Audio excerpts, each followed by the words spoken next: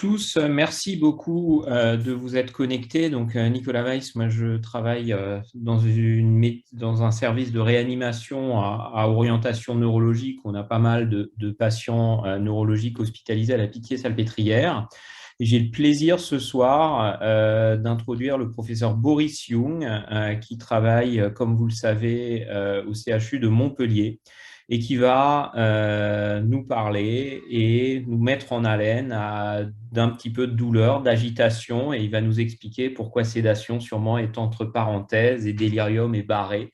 Je vous encourage très vivement à participer à cette présentation et du coup poser les questions dans le chat à la fin. Boris, c'est à toi. Merci Nicolas pour l'introduction, merci pour l'invitation. Effectivement, je travaille en MIR à Montpellier et on m'a demandé de parler de sédation en réanimation avec vous ce soir. Alors, on va le faire déjà via l'interface interactive que la plupart d'entre vous doivent connaître, qui est WooClap.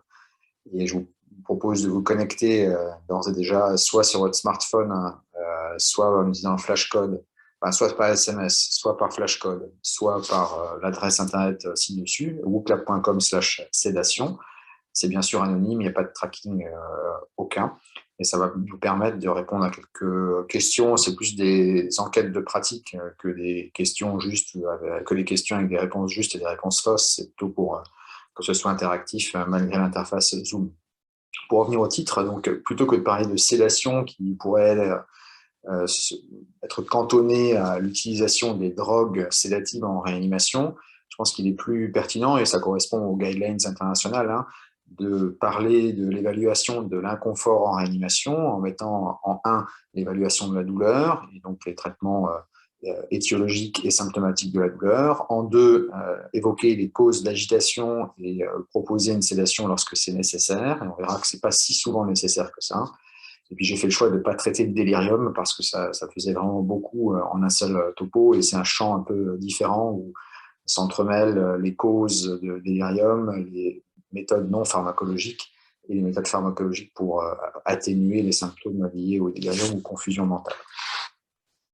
Donc, merci de vous être connecté, j'imagine, dans un intermède, soit vous pouvez encore le faire maintenant par flashcode, par Internet ou par SMS, en textant @sédation à ce numéro 06 44 60 96 62. Bon, déjà, juste pour vous détendre un peu en ce début de soirée et pour vous familiariser avec l'interface pour ceux qui ne le connaîtraient pas, je vous remercie de bien vouloir répondre à ça, comment vous vous sentez au début du cours, pour un peu de quoi on part. Alors, il n'y en a que 9 qui sont connectés pour l'instant à WooClap sur une quinzaine de participants. Alors, vous pouvez encore le faire, et je vous remercie de bien vouloir participer au côté interactif pour que ce soit le plus intéressant, je pense, pour tous. Bon, la plupart se sentent plutôt bien, et personne n'est ennuyé, ça part plutôt bien. Encore une fois, pour vous familiariser avec l'interface, là, il faut texter un seul mot qui correspondrait à votre héroïne/héros. Alors, ne mettez pas le professeur Weiss ou moi-même, parce qu'on a vraiment l'habitude de ça.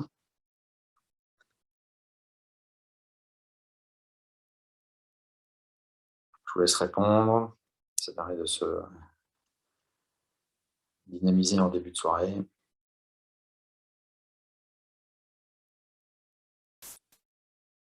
Quelques secondes encore pour répondre votre héros, votre héroïne. L'année précédente, c'était le Pendolin, je crois, qui avait gagné la première médaille d'or.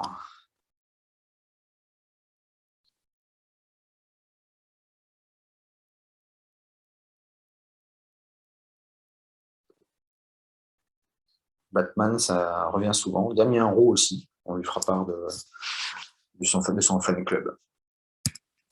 Bon, passons aux choses sérieuses. Vous avez affaire à un patient de 75 ans qui n'est pas Covid, on va changer d'atmosphère, mais qui vient pour une décompensation de BPCO compliquant une pneumonie bactérienne. Malheureusement, il a dû être intubé, et après 8 jours de sédation profonde, en partie un bronchospasme persistant, il se réveille de manière inconfortable et agitée. Et donc la question que vous allez vous poser, c'est qu'allez-vous faire devant ce patient inconfortable, intubé, agité? Vous voyez que l'infirmier est concerné par ça, et donc vous allez vous demander ce que vous allez faire. La première étape, toujours, ça va être d'évaluer avant de… Bon, bien sûr, s'il y a une urgence, mais que le patient est agité et se met en danger lui ou son environnement, la première chose à faire, ça va être de traiter le symptôme dangereux et donc peut-être de renforcer la sédation transitoirement. Mais si le patient ne se met pas en danger et ne met pas en danger son environnement, la première question que vous allez vous poser, c'est est-ce que le patient est douloureux et si oui, pour quelles raisons est-il douloureux? Donc, il y a des recommandations qui ont été mises à jour depuis 2013 mais qui n'ont pas changé et qui recommandent de screener de manière routinière, pluriquotidienne, la douleur en réanimation, au mieux avec des échelles chez les patients communicants, on verra qui sont les échelles visuelles, numériques ou analogiques, c'est avec des petites réglettes, et puis chez le patient non communicant par des échelles qui sont validées et reconnues, en particulier le BPS ou le CPOT. Le BPS, je pense qu'il est plus utilisé dans le monde que le CPOT. Les échelles visuelles, alors vous connaissez ces petites réglettes, ce qui a été montré en réanimation, c'est que c'est l'échelle numérique, donc graduée de 0 à 10 plutôt qu'analogique, et plutôt dans le sens horizontal que dans le sens vertical, qui est le plus pertinent pour visualiser et évaluer la douleur chez les patients communicants en réanimation, qu'ils soient intubés ou non intubés. Maintenant, c'est vraiment si vous, je ne veux pas vraiment savoir si vous connaissez la réponse, mais qu'est-ce que vous utilisez, vous, en réanimation au quotidien pour évaluer la douleur chez le patient qui n'est pas communicant, qui va être comme ce patient un peu agité. Donc là, vous répondez un mot ou deux, mais un mot, c'est plus simple pour le nuage de mots.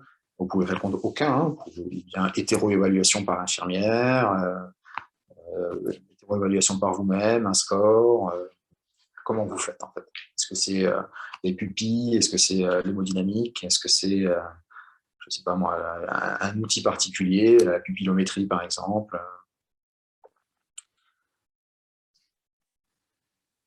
Donc, ce que vous utilisez, c'est donc le score qui est recommandé, le BPS, qui est plus adapté que le Ramsay, qui est plus un score de sédation, comme le RAS.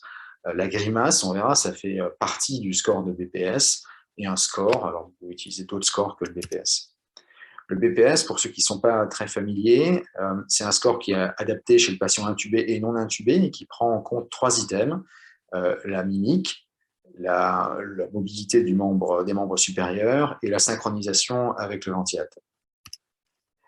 Ce score est gradué de 3, donc 3 fois 1 chez le patient qui n'a pas de symptômes douloureux, jusqu'à 3 fois 4, donc 12 chez le patient qui a une douleur très très intense, et on va grader la mimique, depuis la mimique sereine jusqu'à une mimique extrêmement préoccupante, une grimace importante, de 1 à 4, le mouvement des membres supérieurs avec une flexion qui peut aller jusqu'à la tentative d'ablation des matériels de réanimation, et puis la synchronisation avec le ventilateur. Vous avez ici un patient en ventilation assistée contrôlée, en volume assisté contrôlé, qui peut être parfaitement, totalement asynchrone chez le patient qui est douloureux et qui va ne plus du tout se laisser faire par la machine. Donc ça, c'est un score qui est validé sur le plan international et qu'on peut aussi utiliser sur la partie droite de l'écran chez les patients non communicants mais non intubés. On va utiliser les mêmes items pour ce qui est de la mimique, du mouvement des membres supérieurs, et puis cette fois à la place du ventilateur, la vocalisation entre un patient qui ne va pas du tout communiquer jusqu'à un patient qui va gémir et hurler de douleur.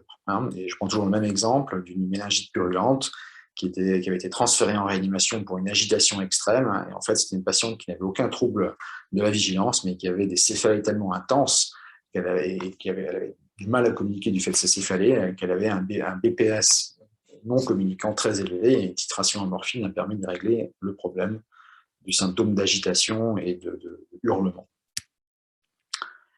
Alors pour traiter la douleur, il y a plusieurs classes thérapeutiques et les recommandations proposent d'utiliser les opiacés intraveineux pour traiter des douleurs non neuropathiques.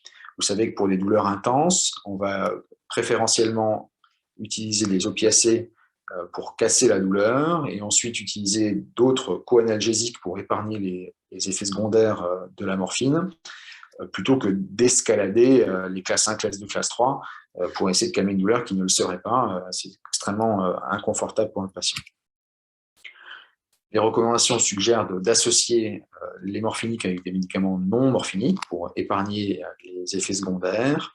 Et là, je vous donne juste à titre d'exemple ce qu'on utilise dans le service, mais ça n'a aucune autre valeur qu'un exemple.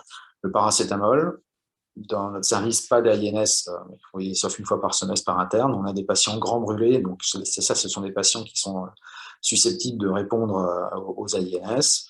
Le néfopam, plutôt en dose continue qu'en dose discontinue pour épargner des effets secondaires, et en se rappelant que c'est des médicaments anticholinergiques, et en particulier chez les patients âgés, sont fréquemment associés à une confusion mentale, à un risque de globe urinaire ou de tachycardie. Le contramal, tramadol, là également plutôt en continu qu'en discontinu pour essayer de limiter les effets secondaires.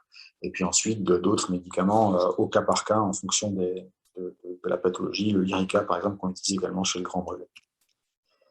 Pour ce qui est des morphiniques, alors là, c'est un copier-coller de ce que vous pouvez retrouver un peu partout et qu'on utilise dans le service pour les internes pour leur rappeler un peu leur maniement. On a dans le service, là encore c'est un exemple, 3 types de morphiniques qu'on utilise fréquemment, le sufentanil, le rémifentanil ou Ultiva, et l'alfentanil ou Rapifène. Alors en fonction de là où vous passerez, vous apprendrez à manier certains d'entre eux. Le sufentas est très très utilisé en France, un peu moins dans le monde en analgésie continue, c'est plutôt le fentanyl qui est utilisé, mais en France on utilise beaucoup le sufentanil.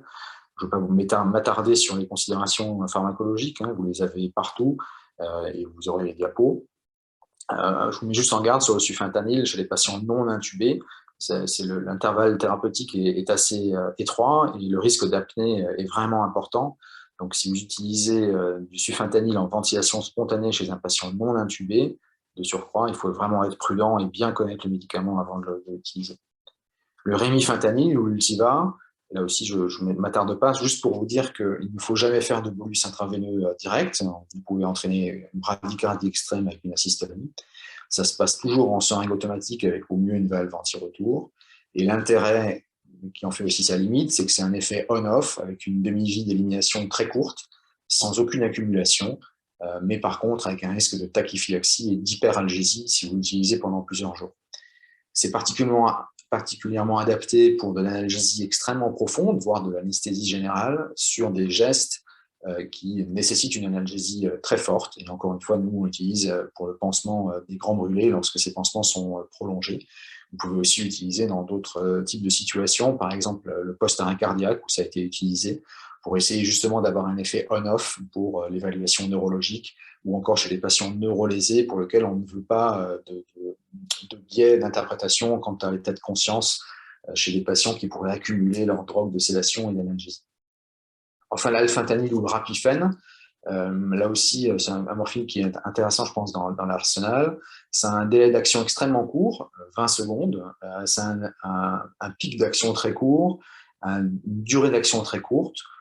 C'est particulièrement adapté pour de l'analgésie intense, mais de très courte durée. Drainage thoracique, biopsie ostéomédulaire, soins extrêmement douloureux chez des patients qui auraient une fracture ou ce genre de choses, traumatisme du thorax, ce genre de choses. Il y a aussi un risque d'apnée, mais c'est adapté pour des gestes très douloureux de très courte durée. Vous pouvez bien sûr utiliser, en particulier en post-opératoire, mais pas que, de la morphine en PCA. Et là, un exemple de protocole parmi d'autres, c'est de ne pas favoriser la dose continue pour limiter l'accumulation, de proposer des bolus de 1 à 1,5 mg avec un intervalle réfractaire pendant lequel le patient aura beau appuyer sur la PCA, aucune dose ne sera délivrée pour que le patient reste en sécurité.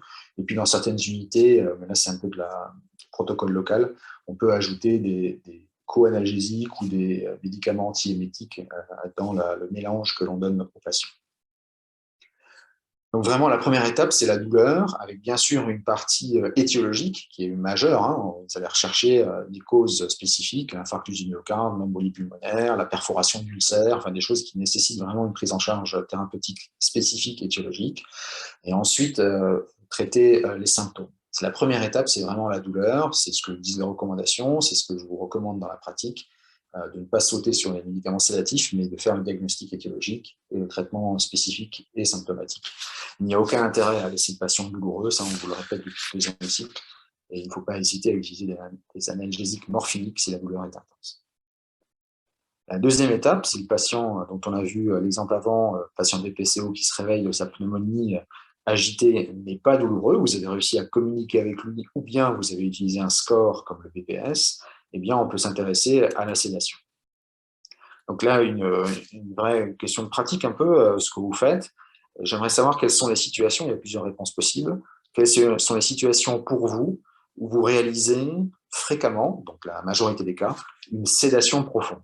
Est-ce que c'est le SDRA modéré à sévère, le SDRA léger, le choc septique, l'AVC ischémique, le contrôle thermique post-arrêt cardiaque, le post-op de chirurgie majeure, urgente, par exemple un infarctus mésentérique réséqué, un état de mal épileptique après échec de l'antiépileptique de deuxième ligne, ou bien le choc hémorragique qui compliquerait une rupture de VO dans les premières heures qui suivent le traitement hémostatique endoscopique et médical.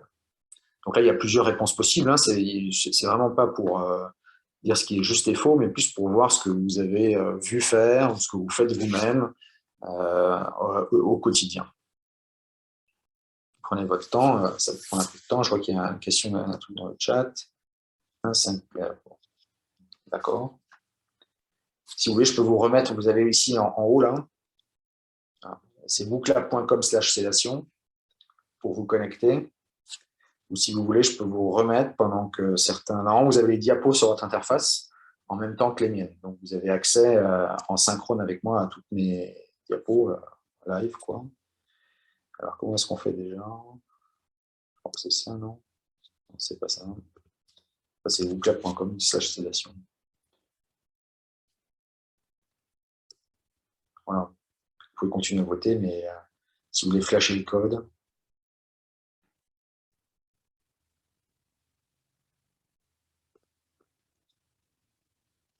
Il y a 22 participants. Vous pouvez encore, ceux qui vous ont connecté un peu en retard, on était 14 au début, vous pouvez participer à WooClap, donc soit sur Internet, soit par texto, soit en flashant le QR code. On va voir ce que vous allez nous répondre. Alors, la plupart réalisent une sédation profonde dans le SDRA modéré à sévère, mais pas dans le SDRA léger. La moitié dans le choc septique, donc c'est intéressant. La majorité des états de choc septique sont sédatés profondément pour 6 d'entre vous. L'accident vasculaire cérébral ischémique, plutôt pas. Le contrôle thermique post-arrêt cardiaque, oui. Le post-op de chirurgie majeure urgente, la majorité des votants, 2 tiers, dit plutôt que oui. Bon, l'état de maladie épileptique un peu réfractaire, enfin pas réfractaire, mais avec échec du traitement classique. Et puis, pas du tout le choc hémorragique.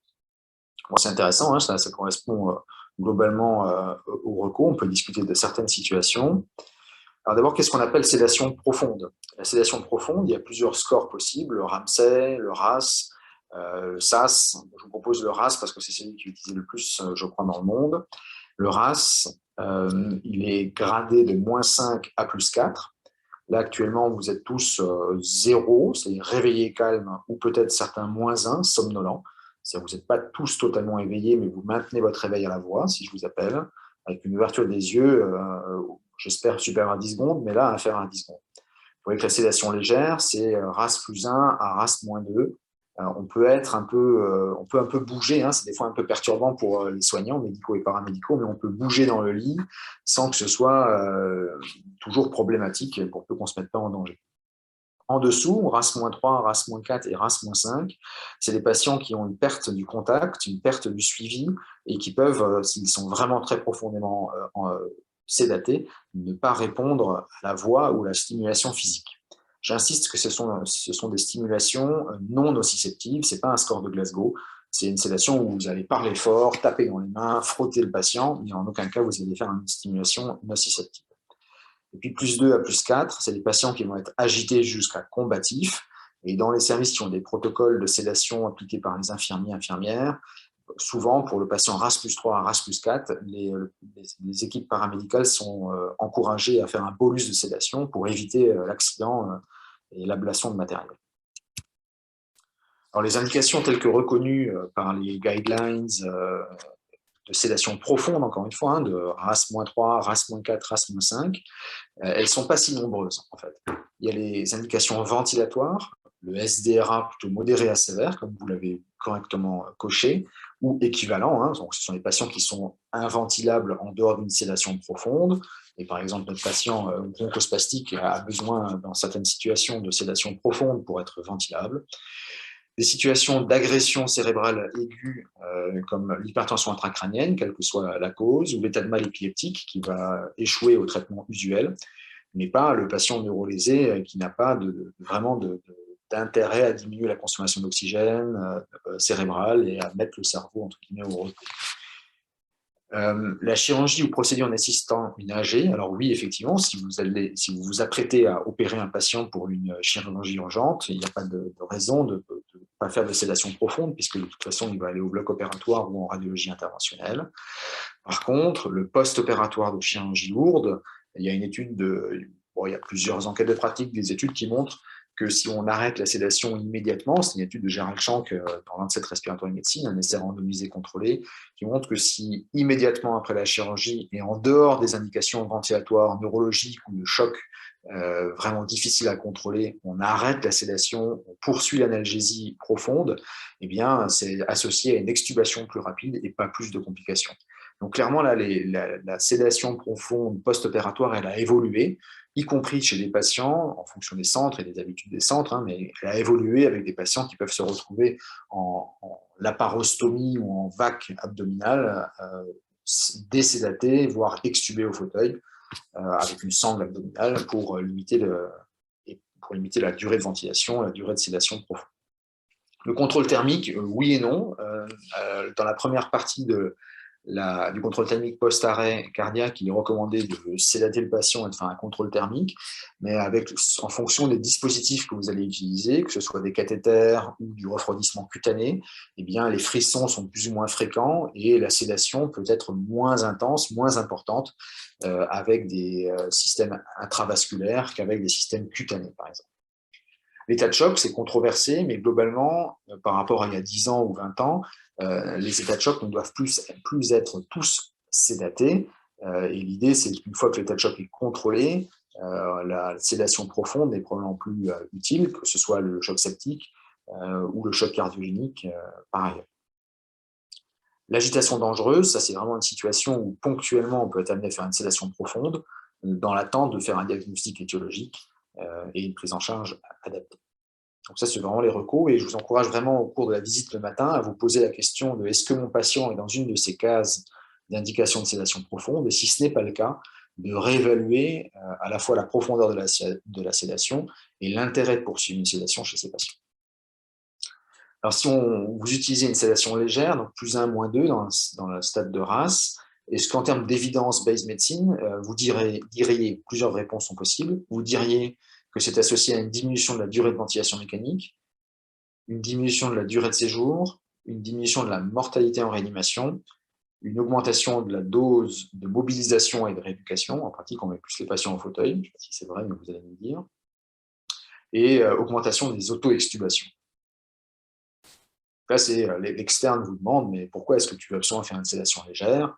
Et donc là, vous lui répondez, eh bien, je propose une sédation légère de principe en dehors des indications de sédation profonde, car cela a montré ce que vous pensez. Là encore, il n'y a pas de jugement, c'est vraiment pour essayer d'être un peu interactif en Zoom.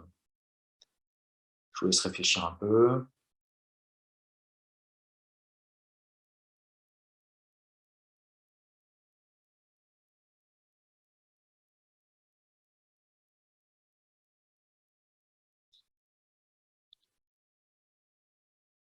Je vous remets pour les 6 qui n'ont pas eu le temps de se connecter les possibles options.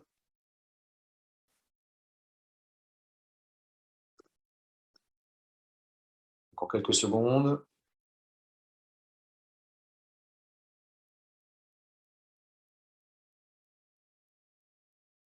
On va s'arrêter là. Donc la plupart d'entre vous diraient que c'est associé à une diminution de la durée de ventilation mécanique, de la diminution de la durée de séjour, de la dose de mobilisation et de rééducation, bof pour les auto-extubations et bof pour la mortalité. Alors vous avez presque tous raison. C'est sûr que ça diminue la durée de la ventilation mécanique. Ça augmente les auto-extubations, c'est le balancier entre le risque d'auto-extubation et le risque de ne pas extuber un patient qui aurait pu l'être s'il n'avait pas été sédaté à tort. La diminution de la durée de séjour, pas dans toutes les études. La mortalité, malheureusement, non, mais vous savez qu'en réanimation, c'est pas facile d'individualiser une procédure qui soit associée spécifiquement à une diminution de la mortalité. Et puis, la dose de mobilisation et de rééducation, là aussi, un patient va pouvoir faire des exercices au lit facilement que si vous faites une sédation profonde. Alors, je ne vais pas vous repasser trop la littérature parce que c'est tard le soir, il faut être plus interactif, mais pour montrer que tout ça, c'est une vieille histoire. Hein, ça fait plus de 20 ans qu'une équipe pivot à Chicago avait démontré dans un essai randomisé publié dans le New England que lorsque l'on faisait une fenêtre de sédation quotidienne, basée bien sûr sur des prérequis chez les patients qui n'avaient pas d'indication de sédation profonde, eh bien, on pouvait, par rapport à un groupe contrôle où les médecins et l'équipe faisaient comme ils le sentaient, on pouvait réduire la durée de ventilation mécanique de manière importante. Et un résultat intéressant quand même dans cette étude aussi, même si c'était un résultat secondaire, c'est que les patients du groupe intervention, donc il y avait une interruption systématique quotidienne de la sédation, étaient bien moins explorés pour retard de réveil ou coma, c'est-à-dire avaient moins de EEG, moins de ponction lombaire, moins de scanner, moins d'IRM. On a tous vu des patients là où au bout de 4-5 jours, on se demande ce qui se passe. C'est un complémentaire pour chercher des diagnostics parfois improbables. Une étude plus récente, il y a une quinzaine d'années maintenant, avait couplé le réveil quotidien avec l'épreuve de sevrage du ventilateur systématique quotidienne. Et en couplant vraiment une démarche, vous savez, une démarche un peu qualité, comme ça, systématique, où on associe le réveil au sevrage de manière systématique et quotidienne, eh bien, les auteurs, dans la Lancet, avaient montré qu'on améliorait la survie des patients et même la survie à 1 an. Donc, c'est vraiment un plaidoyer pour réévaluer la sédation de manière quotidienne et ne pas hésiter à demander à son senior si on peut la diminuer ou l'arrêter. Quand on fait une enquête de pratique, c'est une enquête plutôt en Australie, on se rend compte que la plupart des patients sont sédatés profondément, c'est des histogrammes en noir foncé, sont sédatés profondément au début du séjour, puis la sédation s'allège au fur et à mesure des jours qui passent, mais la plupart des études de pratique montrent que dans les 48 premières heures, en réanimation, à travers le monde, dans les pays occidentaux et les pays riches, on a du mal à faire une sédation légère. Pourtant, même s'il y a des biais dans cette étude, et même si les auteurs ont tenté d'ajuster sur les covariables, pourtant la sédation profonde, elle est associée à plus de ventilation mécanique, et vous voyez dans cette étude-là, même si toutes les études ne trouvent pas les mêmes résultats, une diminution de la survie à long terme. Donc ce n'est pas anodin de faire une sédation profonde lorsqu'elle n'est pas vraiment justifiée. Est-ce qu'on peut faire des stratégies d'absence totale de sédation? Alors il y a eu peu d'études, surtout des études nordiques, dans des situations où ce sont des pays plus riches que nous sur le plan des ressources humaines, puisque le ratio nombre de patients par infirmière est souvent de 1 pour 1. Une infirmière ou un infirmier par patient, donc il n'a qu'un patient à s'occuper. Mais ce que ces auteurs montraient, c'était que sur une large cohorte de 700 patients, dont la majorité étaient médicaux et une grosse partie était admis pour détresse respiratoire sur une pneumonie, il était possible de faire des stratégies d'absence totale de sédation et d'utilisation de sédation en push, en intraveineux intermittent en fonction des besoins, par rapport à des patients qui étaient sédatés modérément, RASS -2, -3. Là encore, dans une situation qui est un peu différente de celle que vous connaissez, avec un ratio patient sur infirmière bien plus généreux que ce que nous avons en France. Puis il y a l'essai Rose, qui était un grand essai américain qui a comparé curare versus pas curare dans le SDRA. Et je vous montre cette figure. C'était pas fait pour, cette étude n'était pas faite pour étudier la sédation légère, mais quand même pour vous montrer que dans le groupe intervention, comme dans le groupe contrôle, il était faisable dans le SDRA de réaliser une sédation légère précocement au cours du séjour, un tiers d'entre eux DJ1, J2. Alors, je suis d'accord avec vous, c'est ce que vous avez coché. C'est plutôt du SDRA léger que du SDRA modéré à sévère.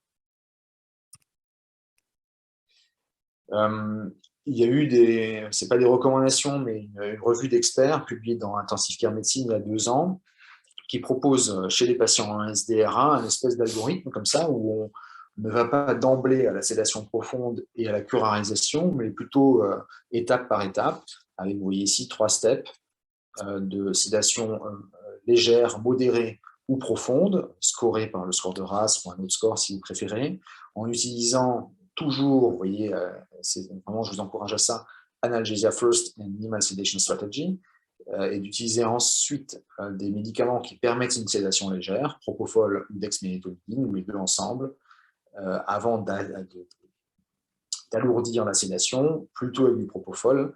On verra après, mais il y a eu énormément d'études qui ont montré que l'utilisation large de benzodiazépines, en particulier le midazolam, qui est fréquemment utilisé en sédation et réanimation, était associé avec beaucoup plus d'effets secondaires que le propofol, et notamment sur le long terme, sur les problèmes de PTSD, de troubles cognitifs, de démence, à moyen terme et à long terme après la réanimation par rapport au propofol. Donc, vous avez décidé d'utiliser une sédation légère dans la majorité des cas, une sédation profonde lorsqu'il existe une neurolésion instable, un état ventilatoire que vous ne pouvez pas faire autrement, éventuellement le contrôle thermique, la situation d'anesthésie générale, d'état de mal épileptique, d'état de choc, oui ou non. Et puis maintenant, vous allez aller dans vos services et puis vous allez discuter avec les infirmières de ce qu'il vaut mieux que ce soit les infirmières finalement qui utilisent la sédation sur des objectifs d'échelle. Hein. Vous prescririez par exemple sédation QSP RAS-2, -3 et l'infirmière qui voit le patient plus souvent que vous ajuste. Ou bien vous pensez qu'il vaut mieux que ce soit le médecin qui décide de ça parce que vous pensez que c'est mieux ou qu'il n'y a pas de preuve en faveur de la délégation à l'infirmière de la sédation. On ne va pas discuter vraiment de ce qu'on peut déléguer aux infirmières, mais la sédation est parfois faite en fonction des unités. Donc la question, c'est est-ce que lorsque vous déléguez la gestion quotidienne de la sédation sur les protocoles préétablis, vous améliorez le pronostic des patients tout venant en réanimation. Qu'est-ce que vous me dites? Une écrasante majorité aimerait déléguer la sédation aux infirmières parce que vous pensez que c'est associé à une amélioration du pronostic. Et bien là, les données fortes de la littérature, je regarde juste la question. OK.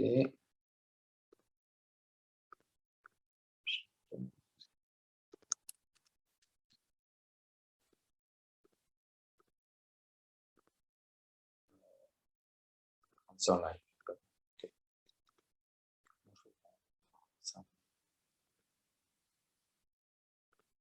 Voilà, excusez-moi. Donc les données fortes de la littérature sur est-ce qu'il faut déléguer la sédation aux infirmières, eh bien, il y a des études essentiellement monocentriques, de type avant-après. Hein, on compare une période historique, on met en place un protocole, on compare une deuxième phase prospective, voire rétrospective, après la mise en place du protocole. C'est des études plutôt anciennes qui montrent plutôt des résultats encourageants en monocentrique, avec notamment une diminution de la ventilation mécanique, c'est ce que montre cette courbe de Kaplan-Meier. Là, peu importe le protocole, mais c'est pour vous dire que le protocole avait été construit. Là aussi, vous voyez, ça date un peu, hein, c'est plus de 25 ans aux États-Unis ou d'autres en Australie, avec des résultats parfois mitigés. Vous voyez ici, aux États-Unis, dans cette étude monocentrique, pas de bénéfice à la délégation aux infirmières. Et effectivement, quand on regarde vraiment la littérature de manière evidence-based, un peu froide, on n'a pas d'argument certain pour dire que si vous devez changer quelque chose dans votre futur service quand vous serez senior, c'est forcément la sédation pilotée par l'infirmière. Il y a peut-être d'autres choses qui sont associées à une amélioration du pronostic plus que la délégation de la sédation aux infirmières. Après, il peut y avoir d'autres avantages. On a discuté un peu déjà des benzodiazépines, je vous ai un peu spoilé la question. Est-ce que vous pensez que diminuer la consommation de benzodiazépines associées à la sédation, c'est associé à un ou plusieurs de ces items, amélioration de la survie, durée de séjour, incidence du délirium ou confusion mentale, augmentation des auto-extubations si vous faites moins de benzo, et amélioration des performances cognitives à 6 mois si vous épargnez les benzodiazépines. Là aussi, il peut y avoir bien sûr plusieurs réponses possibles. C'est quand même le midazolam qui est le plus utilisé dans le monde, devant le propofol. Et quand on regarde les morphiniques, c'est le fentanyl devant la morphine. Le sufenta est très peu utilisé en Amérique du Nord ou en Australie, Nouvelle-Zélande. Je n'ai pas de recul sur d'autres pays en particulier. Je vous laisse continuer de voter. En France, on utilise essentiellement le midazolam. Dans d'autres pays, on peut utiliser du Temesta ou du Valium en intraveineux. Donc là, je vais vous voir ce que vous racontez. Donc, vous pensez que l'épargne des benzodiazépines est surtout associée à la diminution de la durée de séjour, à une diminution de l'incidence des déliriums, effectivement. C'est aussi associé à une amélioration des performances cognitives à 6 mois. Hein. C'est vraiment pas une bonne molécule, les benzodiazépines de manière générale. Par contre, c'est associé à une augmentation des auto-extubations si on n'utilise pas, c'est associé à une augmentation des auto-extubations, il n'y a pas d'effet sur la survie. Donc les recommandations, c'est d'essayer d'épargner les benzodiazépines au profit de 2 autres molécules, la dexmédetomidine, le Dexdor, et le propofol. Je vais avancer un peu parce que ça fait 40 minutes. Donc il y a des données qui illustrent ce que je vous ai dit, hein, avec une augmentation du risque de avec l'augmentation de la quantité cumulative d'utilisation de benzodiazépines en réanimation. Il y a quand même une place, hein, je ne dis pas qu'il faut le jeter à la poubelle, pas du tout. Ça a des propriétés amnésiantes, anticonvulsivantes. C'est quand même un traitement pivot dans le syndrome de sevrage en alcool. Ça peut être utilisé pour l'agitation, dans certaines pathologies cérébrales sévères comme l'épilepsie ou d'autres situations où on veut diminuer la consommation d'oxygène du cerveau. Et puis, bien sûr, en soins palliatifs, mais là, on change de catégorie d'indication. Là, je ne vais pas m'attarder sur la pharmacocinétique, là aussi vous l'avez partout. Sachez que le midazolam s'accumule beaucoup. Le propofol, si vous le faites de manière prolongée à forte dose, va s'accumuler également. Il y a des effets secondaires quand on va voir tout de suite la liste. Et puis la dexmédetomidine, on va la détailler juste après.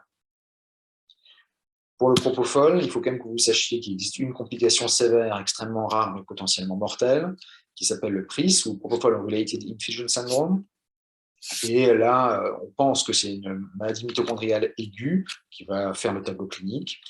Et pour les facteurs de risque, là aussi, ce n'est pas très clair dans la littérature, mais il y a souvent un facteur de risque qui revient. Ce sont des doses élevées, 4 à 5 mg kHz. Donc, si vous avez sédaté des patients récemment pour Covid grave, vous voyez qu'on arrive rapidement à 300-400 mg de propofol chez certains de ces patients pendant une durée de plus de 48 heures. Le tableau clinique, c'est une défense multiviscérale possiblement liée à une atteinte mitochondriale aiguë, avec en particulier des signes d'alerte qui seraient l'acidose métabolique, la rhabdomyolyse, l'hyperkaliémie, et puis ensuite une défaillance cardiaque, rénale et hépatique.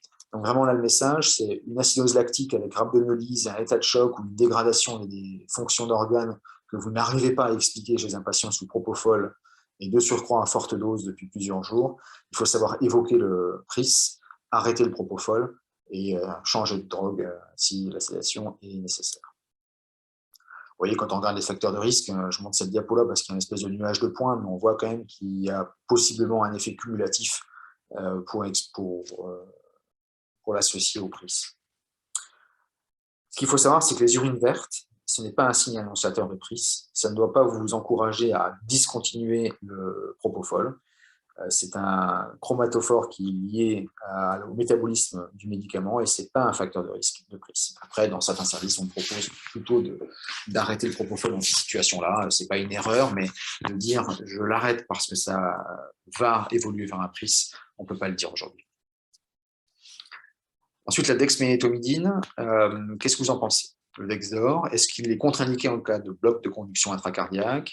Est-ce qu'il est associé à moins d'agitation et de délirium? Est-ce que c'est contre-indiqué en cas d'état de choc sévère? Est-ce que ça permet une sédation légère, mais rarement profonde si vous l'utilisez seul? Est-ce que c'est un produit qui permet d'entretenir la communication avec le patient de manière plus aisée que d'autres médicaments? Est-ce que ça augmente le risque d'asystolie chez le patient ventilé mécaniquement? Et est-ce qu'on pourrait également le positionner chez les patients, non pas en décollage de sédation, mais en réveil difficile ou atterrissage de la sédation?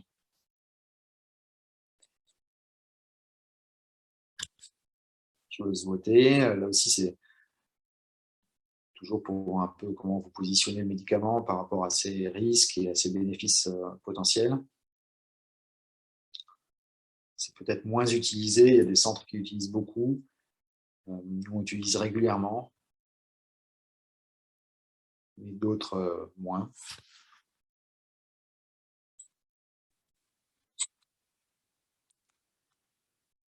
Je vous laisse encore quelques secondes, c'est pas facile pour les gens qui ne connaissent pas la dexmédetomidine.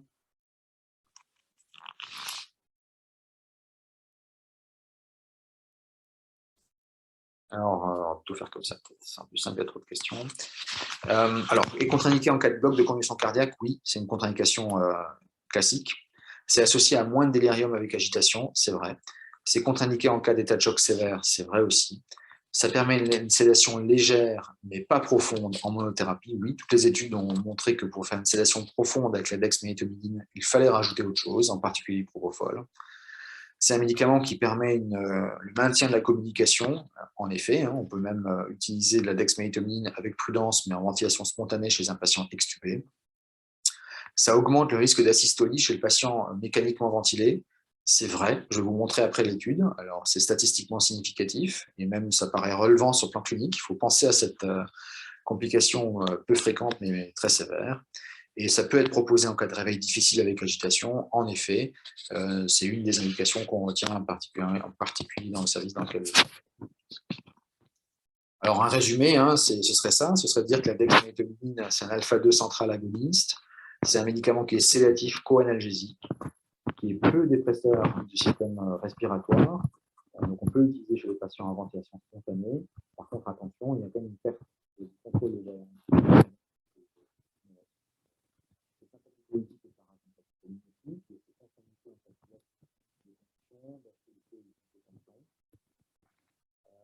C'est un délai d'action plutôt long, une demi plutôt longue. Il ne s'agira pas de faire de bolus intraveineux direct. Il faut être patient. Boris, oui. Il y a soudainement, depuis 1 minute, on ne t'entend plus du tout, comme si tu avais déconnecté un micro. Super, merci. Je dois avoir la main devant le micro, je suis désolé. En fait, je suis Parfait.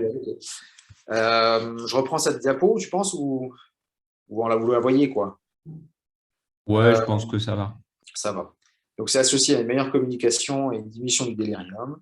Et par contre, on a du mal aujourd'hui à dire que si vous faites une sédation légère avec de la Dex, vous allez faire mieux qu'avec une sédation légère et du propofol. Ce n'est pas aujourd'hui retenu en première ligne de sédation, mais plutôt en deuxième ligne, en cas d'échec de sédation légère ou de réveil complexe. Donc, le positionnement, c'est vraiment chez les patients pour lesquels vous voulez une sédation légère, avec des patients qui seront plus communicants et avec moins de confusion. On ne va pas non plus passer trop de temps sur les études pour rester plus proche de la pratique, mais pour vous dire qu'il y a eu beaucoup d'articles. C'était à l'époque, bien sûr, où il y avait une pression industrielle forte pour vendre la Dex, qui était un médicament plutôt cher. Beaucoup d'études avec des essais randomisés contrôlés dans les meilleurs journaux qui existent, qui comparaient la Dex à d'autres stratégies médicamenteuses. Et donc, la Dex, elle est non inférieure au traitement comparateur pour une sédation légère et est associée à des patients plus communicants. Là aussi, moins de délirium, c'est possible de faire une sédation légère, et quand on compare Dex avec midazolam, pour peu qu'on utilise des échelles de sédation, vous voyez qu'on arrivait à avoir un délai d'extubation plus court, de presque 2 jours en médiane, plus de jours sans délirium, mais quand même la nécessité parfois d'ajouter à la dexmédetomidine autre chose, parce que ça ne suffisait pas de manière seule. Les effets secondaires, il y a, attention à la bradycardie, l'hypotension, mais également l'hypertension, vous voyez, qui est présente. Chez les patients qui ont des syndromes confusionnels avec agitation, vous savez peut-être, mais dans le délirium, on fait le distinguo entre délirium hypoactif et délirium hyperactif avec agitation. Eh bien, chez les patients qui ont un délirium hyperactif, la dexmédetomidine est associée à moins de durée de ventilation mécanique et peut être indiquée dans ces situations. Par contre, il n'y a pas d'impact sur la survie. C'est un peu des fois illusoire de toujours vouloir chercher un impact sur la survie avec des moyens comme la dexmédetomidine. Et faites vraiment attention aux effets secondaires. Alors, je vais aller directement là. Vous voyez une grande étude avec 4000 patients publiée dans le New England il y a quelques années qui ne retrouvaient pas d'effet sur la mortalité,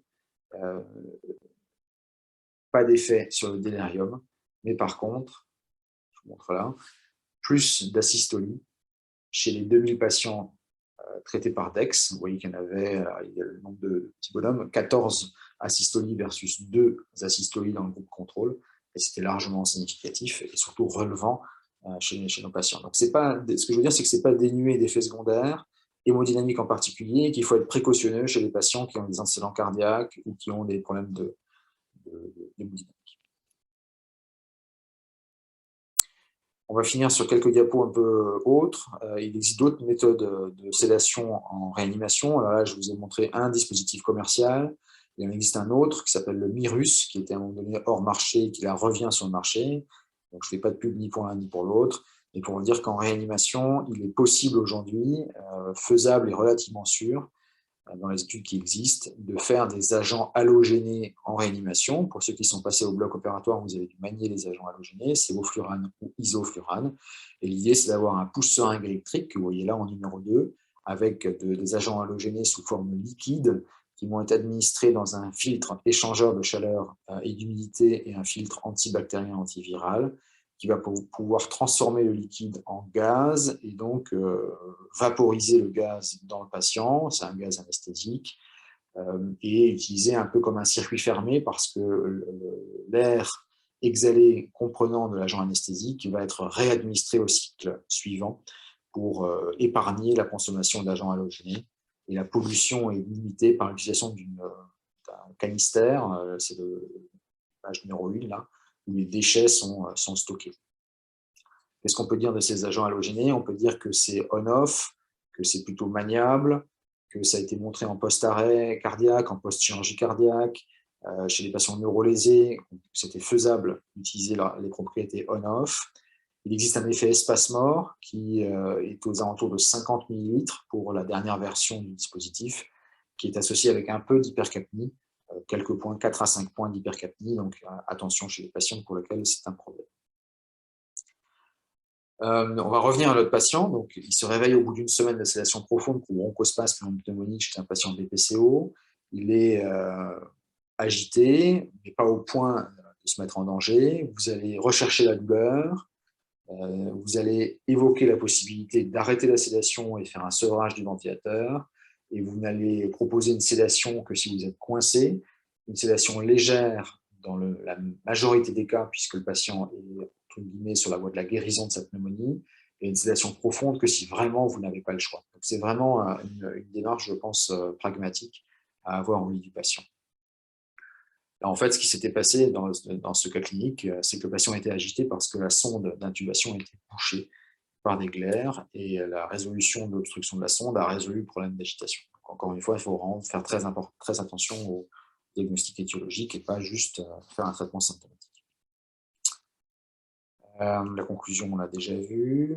La sédation et la douleur, ça ne se fait que dans le cadre d'un bundle, vous avez entendu parler, hein, c'est ABCDEF, donc l'analgésie, la promotion de la ventilation spontanée et la recherche de l'extubation dès que possible, l'utilisation parcimonieuse de la sédation, la prévention et le traitement du délirium, mais on n'avait pas le temps aujourd'hui, la mobilisation précoce dès que possible avec l'aide de nos collègues kinés, et puis l'ajout de la famille, en fonction des pays dans lesquels vous exercez, la famille est plus ou moins partie prenante des soins, et même des fois de la kiné en fonction de leur capacité, de l'organisation du service. Avant de répondre aux questions, je vais juste vous demander ce que vous pensez de ce topo. Ça m'aide pour les construire. Ça donne un feedback. Est-ce que vous pensez de 1 à 5, 1 c'est pas du tout, 5 c'est super. Est-ce que ça correspond à ce que vous attendiez ce soir? Est-ce que c'était suffisamment mais pas trop complexe? Donc complexité adéquate, 5 c'est ce qu'il vous fallait. 1 c'était soit trop dur, soit trop facile. Est-ce que c'était suffisamment interactif avec la limite de l'outil? Est-ce que la thématique, pour nos amis, lorsqu'on fait le programme, est-ce que c'est une thématique qui est adaptée? Je vous laisse répondre tranquillement. Je vais regarder ce que c'est que le chat en attendant. Oui, ça, depuis que vous me réentendez. pouvez réfléchir déjà aux questions avant la fin. Je vous laisse continuer à voter. Question, c'est ça. Bon, merci Guillaume. Il ne faut vraiment pas hésiter à me dire ce que vous pensez parce qu'avec nos collègues, on essaye d'adapter le contenu à vos attentes pour mieux coller, tout en gardant les objectifs pédagogiques, pour mieux coller à vos attentes. Donc là, vous votez plus trop. C'est plutôt pas mal. Et ensuite, le dernier truc, c'est vous mettez un mot. Alors, vous pouvez dire super, nul, ennuyeux, intéressant, ce que vous voulez. Nicolas Weiss, ce que vous voulez. Je vous laisse voter en un seul mot. Et si vous avez, je ne sais pas s'il y a des questions, Nicolas, ou si tu veux qu'on en discute, ou s'il y a des questions pour les étudiants.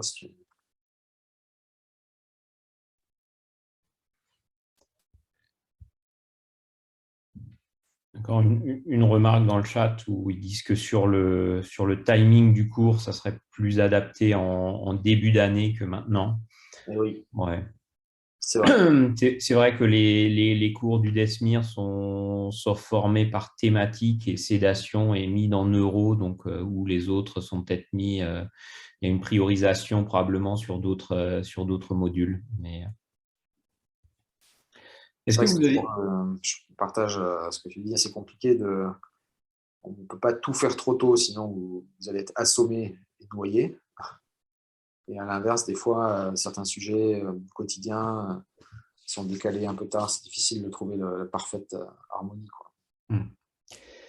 Est-ce que vous avez des questions, des remarques? N'hésitez pas à nous en faire part sur le chat. Gérald Schank. Okay. Moi, j'avais une petite question, Boris.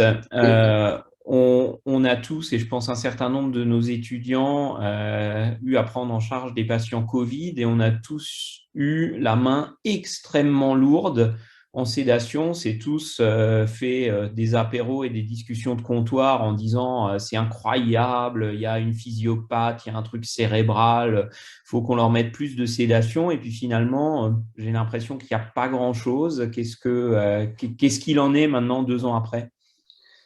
Ouais, je partage tout à fait ça. Je pense qu'il y a eu différentes phases pour tout le monde, hein. Il y a eu la phase 1, enfin la vague 1, la vague 2, où on était en plus craintifs du risque de contamination du personnel, où on intubait peut-être, enfin c'est sûr, beaucoup plus tôt que lors des dernières vagues, avec des sédations plus profondes, parce qu'on avait aussi moins le temps d'aller voir les patients, et on s'habillait plus, et on faisait plus attention, et donc les patients, on ne pouvait pas les laisser en sédation légère, plus ou moins agités en lit. Donc on était tenté de les sédater profondément. Ensuite, on a eu dans toutes les unités beaucoup plus de SDRA que ce que l'on a d'habitude, en dehors des unités qui font quasiment que ça déjà de manière habituelle. Et c'est des patients qui classiquement ont besoin de sédation plus profonde de manière plus prolongée. Moi, on n'avait jamais eu dans le service 100% de patients intubés en SDRA, dont les 2 tiers sur le ventre. On n'avait jamais vu ça depuis que le service existe. Donc forcément, on augmente l'événement qui est SDRA, qui est une raison de sédation profonde. La troisième chose, c'est que c'est souvent des SDRA sévères pour lesquels on a tous eu, je pense, des difficultés à les mettre en ventilation spontanée à J4, J5, comme c'est parfois faisable sur des SDRA d'autres étiologies que le Covid. Ensuite, il y avait peut-être aussi plus au début le sentiment des fois de réinventer un peu l'eau chaude, c'est-à-dire de remettre en question des choses qu'on avait appris au long de ces 20 dernières années, où on refaisait le film, quoi. Il y a eu aussi, comme tu dis, la recherche de situations particulières, notamment neurologiques, de neuro-Covid ou ce genre de choses, dont on a du mal finalement à démontrer vraiment l'existence. Et puis là, on revient en arrière, hein, puisqu'il y a des grands auteurs comme Wesley Haley, qui a beaucoup travaillé sur la sédation, qui nous rappellent qu'il faut surtout pas tomber dans l'inverse de ce qu'on a appris en 20 ans, c'est-à-dire de sédater profondément, de manière parfois superflue, avec beaucoup de benzodiazépines, des patients qui n'en ont pas besoin. Donc c'est un peu ça mes observations, c'est plus d'événements, une crainte au départ, une surcharge de travail, des patients plus sévères sur le plan respiratoire, mais pas vraiment de physiopathe qui justifie. Je ne sais pas si toi tu as d'autres infos, mais... Non, je partage un peu cette analyse.